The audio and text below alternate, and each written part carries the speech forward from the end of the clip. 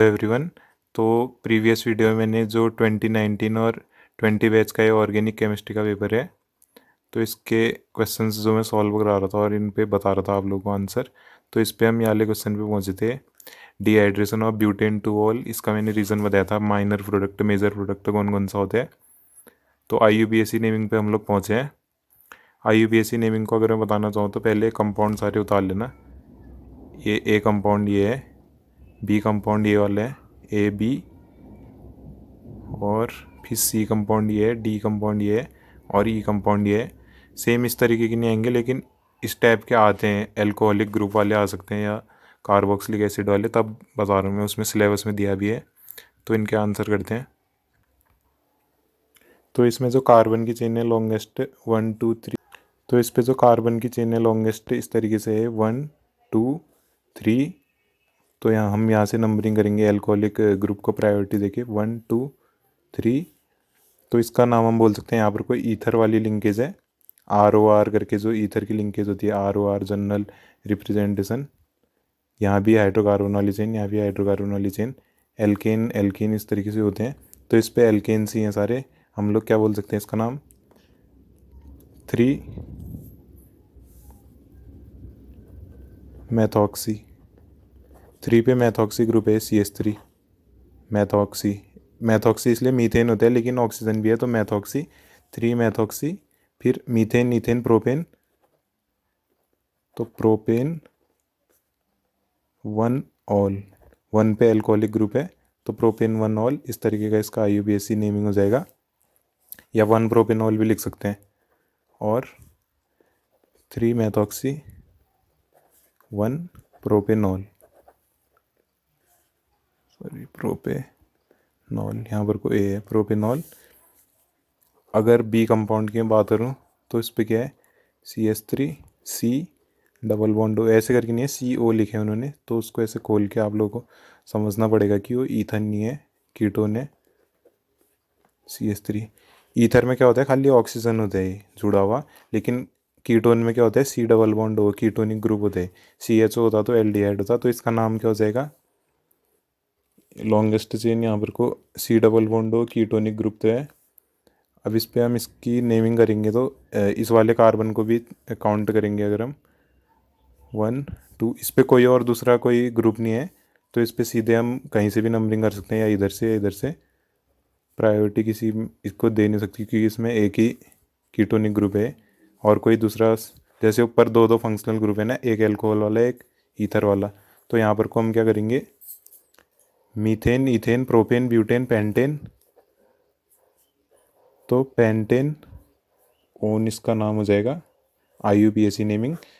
और अगर तीसरे कंपाउंड की मैं बात करूँ तो तीसरा कंपाउंड इस पे क्या है, ये इस तरीके का है CH3 CH CH2 CH3। इसको अगर मैं बनाऊँ तो इस पे CH3 CH CH2 CH3। वैसे बुक्स पे मिल जाएगी IUPAC नेमिंग, आप उससे समझ जाएंगे। ये तो बस मैं बुक पे नहीं मिलेगी, क्या पता इस तरीके की, तब इसको बता रहा हूँ मैं। तो इस पे अगर हम नंबरिंग करें तो यहाँ से हमको लॉन्गेस्ट चेन मिल रही है और कोई दूसरा फंक्शनल ग्रुप नहीं है, तो प्रायोरिटी कहीं से भी दे सकते हैं। लेकिन यहाँ से 2 हो रहा है, यहाँ से अगर करें तो 1 2 3 3 पे आ रहे हैं, तो शॉर्ट वाला लेते हैं 1 2 3 4, क्योंकि यहाँ से 2 आ रहा है। अगर इधर से करें तो 3 में आ रहे हैं ये वाला ग्रुप। तो इस पर हम क्या बोलेंगे, इस पर 2 एथॉक्सी, ये 4 कार्बन वाली है, मीथेन ईथेन प्रोपेन ब्यूटेन, तो 2 एथॉक्सी ब्यूटेन इसका नाम हो जाएगा। और यहाँ एथॉक्सी इसलिए हुआ क्योंकि मीथेन ईथेन 2 कार्बन की है और ऑक्सीजन ग्रुप है, तो 2 एथॉक्सी ब्यूटेन इसका नाम हो गया IUPAC। और फिर इसमें अगर आप देखोगे तो C6H5O CH2CH3। अब ये C6H5 हाइड्रोकार्बन की चेन नहीं है, बेंजीन रिंग है। तो इसको अगर मैं शॉर्ट में दिखाऊं तो आपको C6H5 को मैंने ऐसे करके दिखा दिया, ये C6H5 हो गया। फिर O CH2 CH3। अब इसका नाम होता है IUPAC नेमिंग मैथ एथ, ये 3 CH2 CH3 है, तो मैथ एथ ethoxy ethoxy benzene, benzene ring है यहाँ पर कोई, एथॉक्सी बेंजीन इसका नाम हो जाएगा, कॉमन नेम एथॉक्सी बेंजीन। और अगर मॉलिकुलर फार्मूले में C6H5 वो CS2CH3। और इसका IUPAC नेमिंग तो सबको आ जाएगी।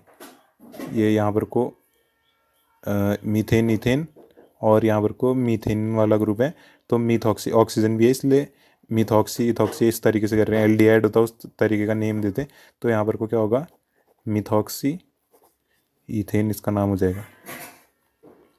अगर तीन कार्बन वाली होती तो मीथेन ईथेन प्रोपेन, चार कार्बन वाली होती तो methane ethane propane butane, 5 carbon वाली होती पेंटेन हेक्सेन, इस तरीके से।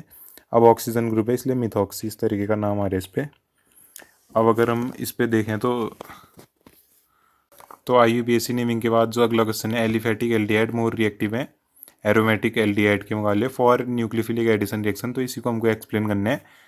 तो एलिफेटिक एल्डिहाइड इस तरीके की एलिफेटिक चेन रहेगी और एरोमेटिक में एरोमेटिक चेन रहेगी, रिंग प्रेजेंट रहेगी और एरोमेटिसिटी शो करेगा, तो इस टाइप का स्ट्रक्चर। अगर मैं आप लोगों को एग्जांपल से बताऊं तो इस पे हम जनरली एरोमेटिक रिंग पे ऐसा बोल सकते हैं कि यहाँ पर को जब ये इसमें से हाइड्रोजन एटम लूज होगा और इस पे न्यूक्लियोफाइल का अटैक होगा, तो इस पे इलेक्ट्रॉन डोनेटिंग नेचर या इलेक्ट्रॉन डोनेटिंग इफेक्ट से जो रेजोनेंस स्टेबलाइज्ड स्ट्रक्चर प्रोड्यूस होगा एरोमेटिक रिंग पे, उसकी वजह से न्यूक्लियोफाइल अटैक नहीं कर पाएगा इस पे इजिली। तो न्यूक्लियोफिलिक सब्स्टिट्यूशन रिएक्शन या न्यूक्लियोफिलिक एडिशन रिएक्शन इस पे इजिली हो नहीं पाती, न्यूक्लियोफिलिक एडिशन का पूछा है। लेकिन जो ये एलिफेटिक एल्डिहाइड है इस पे ऐसे इसकी तरह रेजोनेंस स्टेबलाइज्ड स्ट्रक्चर नहीं बनाएगा, इस पे तो एलिफेटिक चेन है ना, तो इस पे कार्बन और हाइड्रोजन के बीच का जो बॉन्ड रहेगा CHO बॉन्ड में कार्बन और हाइड्रोजन के बीच का जो बॉन्ड रहेगा वो इजीली ब्रेक करके इस पे न्यूक्लियोफाइल इजीली अटैक कर सकते हैं। लेकिन एरोमेटिक रिंग पे इजीली अटैक नहीं कर सकता क्योंकि उस पे रेजोनेंस इफेक्ट और प्लस R इफेक्ट बोल सकते हैं हम, उस तरीके का इफेक्ट रहेगा। और यही वाला आप लोगों को रीज़न बोलने हैं कि इस पे जो बॉन्ड का स्ट्रेंथ होगा ना वो कार्बन हाइड्रोजन के बीच में, कार्बन एटम्स के बीच में वो स्ट्रांग रहेगा क्योंकि इस पे रेजोनेंस भी है और इसको हम इजीली ब्रेक नहीं कर सकते। कार्बन हाइड्रोजन के बीच के जो बॉन्ड है रेजोनेंस स्टेबलाइज्ड स्ट्रक्चर भी है, इसलिए less reactive nucleophilic addition reaction के लिए। और ये मोर रिएक्टिव रहेंगे क्योंकि ये ईजिली इस पे कार्बन हाइड्रोजन बॉन्ड को हम ईजिली ब्रेक कर सकते हैं और न्यूक्लियोफाइल ईजिली इस पे अटैक कर सकते हैं, तो ये न्यूक्लियोफिलिक एडिशन रिएक्शन दे देगा। लेकिन ये स्टेबलाइज्ड रेजोनेंस स्टेबलाइज्ड स्ट्रक्चर बना देगा कार्बन रिंग की, तो ये इजीली न्यूक्लियोफाइल इस पे अटैक नहीं कर पाएगा। और इस पे प्लस R इफेक्ट और रेजोनेंस इफेक्ट की वजह से इलेक्ट्रॉन डेंसिटी भी बढ़ जाएगी, रिंग पे इलेक्ट्रॉन डेंसिटी बढ़ जाएगी, तो जिसकी वजह से न्यूक्लियोफाइल अटैक नहीं कर पाएगा ये एरोमेटिक चेन पे और nucleophilic addition reaction easily show नहीं हो पाएगी। इसलिए हम बोल सकते हैं कि एरोमेटिक एल्डिहाइड लेस रिएक्टिव है, जबकि एलिफेटिक एल्डिहाइड इस तरीके के एलिफेटिक जो चेन होगी वो इजीली न्यूक्लियोफिलिक एडिशन रिएक्शन दे देगी। तो जनरली एक आपको आइडिया बता रहा था मैं, और ब्रीफ में इसका आंसर आप और भी लिख सकते हैं, प्लस R इफेक्ट को दिखा सकते हैं और रेजोनेंस स्ट्रक्चर दिखा सकते हैं इस पर, और इस पर नो रेजोनेंस इस तरीके का न्यूक्लियोफिलिक एडिशन हो जाएगी इस पर। तो इस वाले का आंसर मुझे और भी ब्रीफ में मिलेगा तो मैं और ब्रीफ में भी आप लोगों को बताऊंगा बुक से। और बाकी रेजोनेंस स्ट्रक्चर प्लस R और प्लस R इफेक्ट हो गया और रेजोनेंस इफेक्ट हो गया, उसकी वजह से स्टेबलाइज्ड स्ट्रक्चर बन जाते हैं, इस तरीके का रीज़न देंगे। और अगला क्वेश्चन है ग्लाइसरॉल को हम कैसे प्रिपेयर करते हैं प्रोपीन से, तो इसको मैंने आप लोगों को बताना है। तो अगर हम ग्लाइसरॉल का स्ट्रक्चर देखें तो ग्लाइसरॉल का स्ट्रक्चर अगर हम देखें तो CH2CH इस तरीके के उसमें 3 OH ग्रुप रहते हैं। ये बहुत बार पूछा जाता है पेपर में। ग्लाइसरॉल को कैसे बनाते हैं प्रोपीन से, तो प्रोपीन का structure generally CH2 double bond CH single bond CH3। तो ये प्रोपीन क्लोरीन के साथ रिएक्ट करेगा टेम्परेचर 500 डिग्री सेल्सियस। तो इस पे जनरली यहाँ से हाइड्रोजन निकल के इस पे क्लोरीन सब्स्टिट्यूट हो जाएगा, क्लोरीन इसकी जगह ले लेगा हाइड्रोजन की, CH3 CH2 CH2 है, CH2 double bond CH CH2 Cl। तो इस तरीके का स्ट्रक्चर बना CH2 double bond CH CS2, फिर उसके बाद Cl ऊपर से। इसके बाद इसको ट्रीट करते हैं NaOH एक्वस। तो Na में NaOH में Na positive OH negative aqueous medium है। तो इसके बाद इस पर क्या स्ट्रक्चर बन जाएगा, CH2 double bond CH, CH2 OH, इस तरीके का स्ट्रक्चर बनेगा। अब इसको जब हम ट्रीट करते हैं HOCl के साथ, तो इसमें HO नेगेटिव और Cl पॉजिटिव, तो ये जनरली इस पर सब्स्टिट्यूट कर देते हैं CH2 CH, CH2 OH OH, एक OH ग्रुप तो इसमें पहले से था और एक में OH आ जाएगा और एक में Cl आ जाएगा। ये HO बॉन्ड इस पे टूटेगा ना, तो आप कहीं पे भी इस पे बॉन्ड की ब्रेकिंग कर सकते हैं। तो बॉन्ड की ब्रेकिंग जनरली इसकी तरफ होगी, तो तब जाके क्लोरीन पॉजिटिव इस तरफ जुड़ेगा, तो CH के साथ जुड़ के, सॉरी, इस तरफ होगी बॉन्ड की ब्रेकिंग। अगर मैं इस पर ऐसे दिखाऊँ तो इस तरफ बॉन्ड की ब्रेकिंग होगी, तो इस तरफ नेगेटिव चार्ज, तो Cl पॉजिटिव इस पर अटैक करके यहाँ पर को Cl इसके हाथ जुड़ जाएगा और OH नेगेटिव इस पर पॉजिटिव चार्ज आएगा इस वाले कार्बन पे, तो OH इस तरीके से इस पर जुड़ेगा। तो इसमें से हम HCl को बाहर कर देते हैं, -HCl।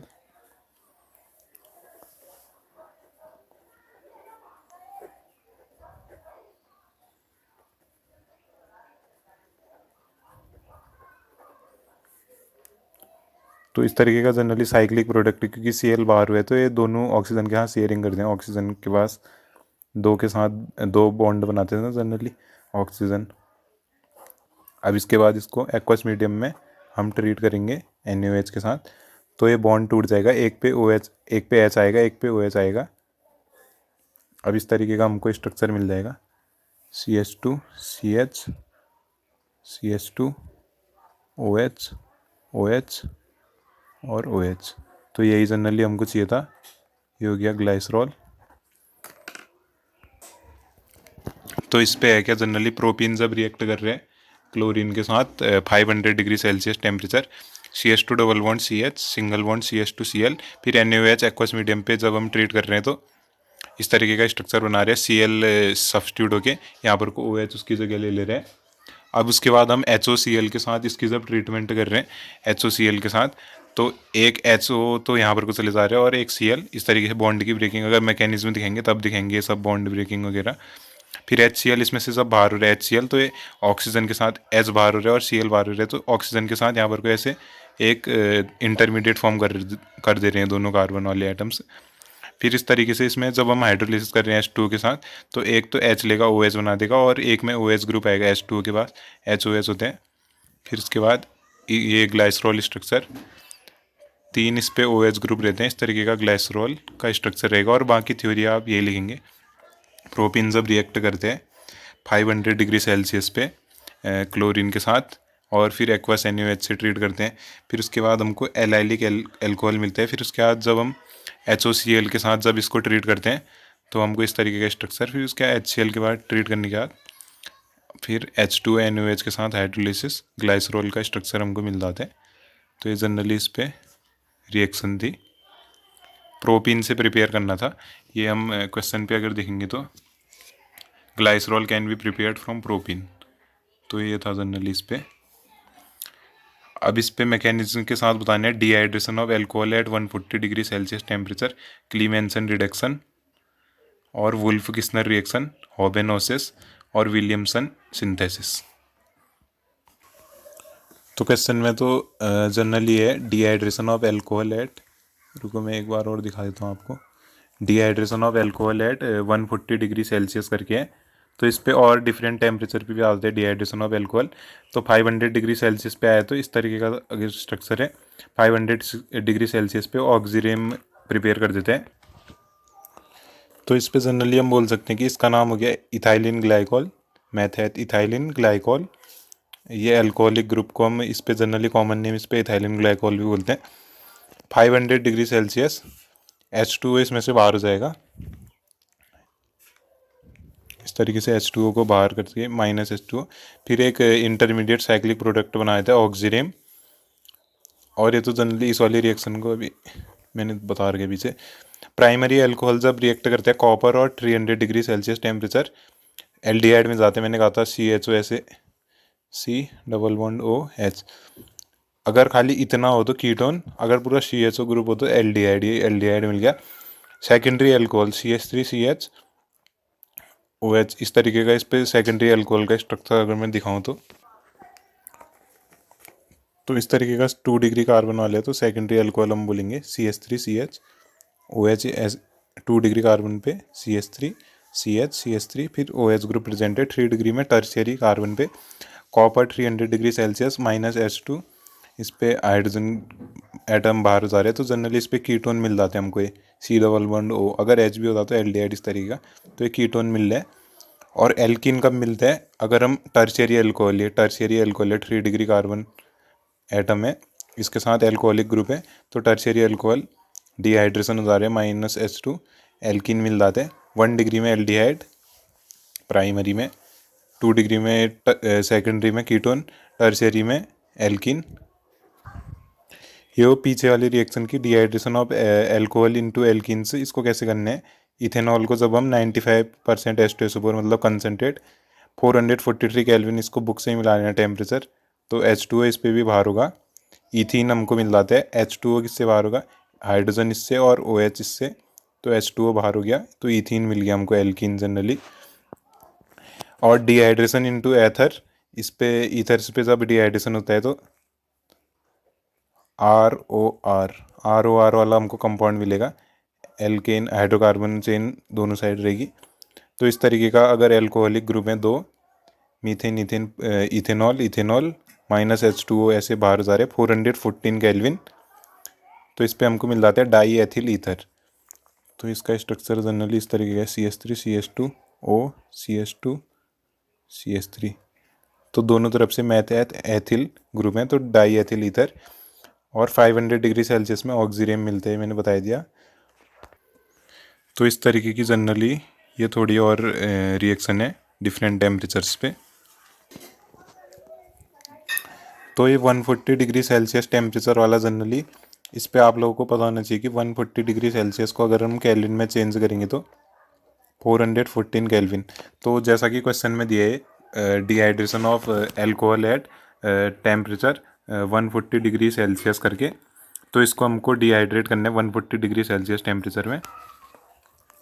तो 140 डिग्री सेल्सियस को अगर हम केल्विन में चेंज करेंगे तो 273 इस पे जनरली ऐड करेंगे, इतना ही होता है लगभग 4 7 11 का 1 और 1 ऊपर कैरिंग 413, तो लगभग 414 केल्विन। तो इसको अगर हम कंसनट्रेटेड H2SO4 और 414 केल्विन टेम्परेचर में अगर हम इसको हीट करेंगे तो हमको डाई एथिल ईथर या एथॉक्सी ईथेन भी मिलता है। अभी हम इसको मैकेनिज्म के साथ बताने हमको इसको, तो मैकेनिज्म के साथ अगर हम बताएंगे तो CH3CH2, तो इस पे जनरली हाइड्रोजन पॉजिटिव इसकी H पॉजिटिव की अगर हम रिएक्शन करते हैं तो हमको CH3CH2OH2 पॉजिटिव चार्ज आएगा, क्योंकि पहले तो न्यूट्रल था, H पॉजिटिव ऐड कर रहे हैं, तो इस पे हमको CH3CH2OH2 पॉजिटिव इस तरीके का हमको स्ट्रक्चर मिला। अब CH3CH2O ऑक्सीजन पे लोन पेयर दिखाएंगे और हाइड्रोजन एटम, ये जब रिएक्ट करते हैं, दो हमने मॉलिक्यूल लिए थे ना, ये मीथेन ईथेन, तो दूसरा मॉलिक्यूल जब रिएक्ट करता है इसके साथ, तो अगर हम इसको दिखाएं तो ये दूसरा मॉलिक्यूल अगर जब रिएक्ट करता है जो हमको ये मिला इंटरमीडिएट CH3CH2OH2 पॉजिटिव, इसके साथ जब रिएक्ट करते हैं CH3CH2OH2 पॉजिटिव, इसके साथ जब ये रिएक्ट करेगा तो ऑक्सीजन का lone pair generally positive charge वाले के पास जाएगा, OH2 पॉजिटिव के पास, और ये OH2 पॉजिटिव बॉन्ड इस तरफ को तोड़ने की कोशिश करेगा जिससे H2O बाहर हो जाए -H2O। तो हमको किस तरीके का स्ट्रक्चर मिलेगा आप देख सकते हैं, generally CH3CH2O CH2 CH3 H2O बाहर हो गया यहाँ से, ये OH2 था ना जो हमको ऊपर से मिला था OH2, इस पे ऑक्सीजन के लोन पेयर ने अटैक करा, ये तो बाहर हो गया, बॉन्ड टूटा इस तरफ से, और ऑक्सीजन पे 3 चार्ज हैं, 3 जनरली बॉन्ड है तो पॉजिटिव चार्ज। इस तरीके का हमको स्ट्रक्चर मिलेगा। अब इस स्ट्रक्चर में क्या होगा कि ये स्टेबल तो है नहीं, तो ये स्टेबल होना चाहेगा। H पॉजिटिव को रिलीज करेगा तो हमको क्या मिलेगा, ईथर मिल जाएगा, CH3 CH2O CH2 CH3। तो मैकेनिज्म जनरली इस टाइप की रहेगी, एथॉक्सी एथेन इसका नाम हो जाएगा, एथॉक्सी एथेन या डाई एथिल ईथर भी बोलते हैं इसको। डाई एथिल, एथिल ग्रुप है दोनों तरफ, ईथर है ROR जनरली हम इसको बोलते हैं। तो dehydration of alcohol at 140 degree Celsius वाला हो गया है। तो आज की वीडियो के लिए जनरली इतना बहुत है। क्लीमेंसन रिडक्शन में तो आज की वीडियो के लिए बस इतना ही। और मैंने क्लीमेंसन रिडक्शन और इस पे बाकी नेम रिएक्शन कौन सी है, वुल्फ किस्नर विलियमसन सिंथेसिस मैंने बता रखी है, फिर भी मैं बता दूंगा अगर बाद में टाइम मिला तो। और रेड शिफ्ट ब्लू शिफ्ट ये तो है नहीं, तो नेम रिएक्शन ही आएंगे ज़्यादातर। विक्टर मेयर टेस्ट मैंने बता रखे हैं और फिर भी बताऊंगा। कीटो इनोल टॉटोमेरिज्म फिनॉल आ सकते हैं। तो वीडियो को एंड तक देखने के लिए थैंक यू। और वीडियो पसंद आ जाए तो इसको लाइक कर देना और चैनल पे नए हैं तो इसको सब्सक्राइब कर देना, ठीक है।